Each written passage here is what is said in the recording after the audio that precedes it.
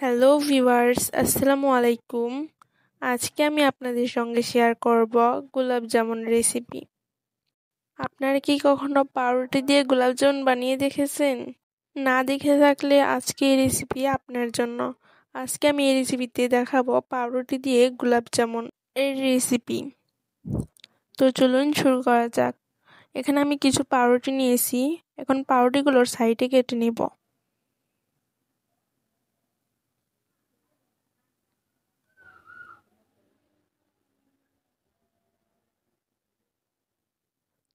এখানে একে একে 4 সাইডেই কেটে নিব।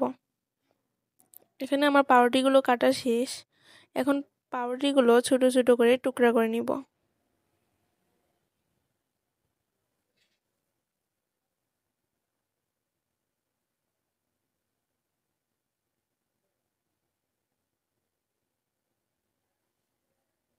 টুকরা করা হয়ে গেলে এখন এতে দিয়ে দিব গরম দুধ,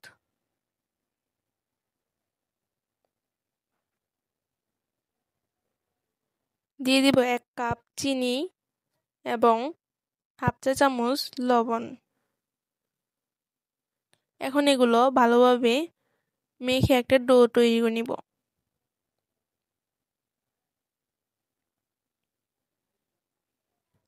ডো তৈরি করা হয়ে গেলে এখন গোল গোল করে কিছু বল বানিয়ে নিব।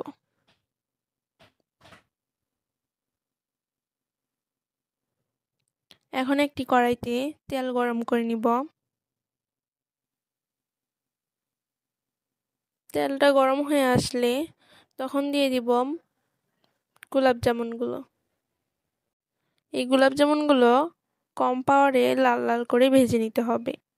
ভাজা হয়ে গেলে এগুলো ঠান্ডা করে নিব। ঠান্ডা হওয়া পর্যন্ত আমি একটি কড়াইতে 1 কাপ পরিমাণ চিনি দিয়ে দিব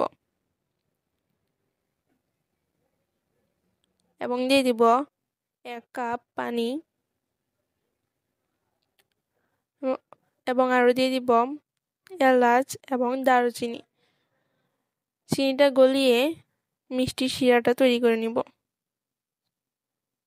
যখন ঘন হয়ে আসবে একটি বাটিতে নামিয়ে নিব। এখন মিষ্টিগুলো দিয়ে 1 ঘন্টার মতো ফ্রিজার করে নিব।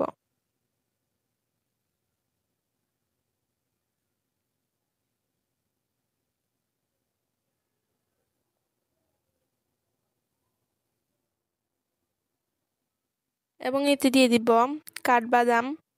আপনারা চাইলে যে কোনো বাদাম দিতে পারেন।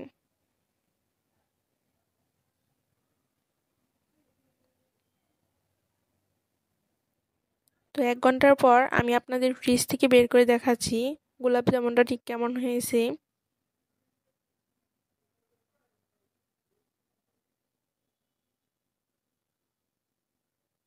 আমি একটি প্লেটে সার্ভ করে দেখাচ্ছি গোলাপ জামুনটা ভেতরে ঠিক কেমন নরম হয়েছে। তো আজকে আমার রেসিপিটি এই পর্যন্তই। আপনারা সবাই ভালো থাকবেন এবং আমার চ্যানেলটি সাবস্ক্রাইব করে দিবেন। আল্লাহ হাফেজ।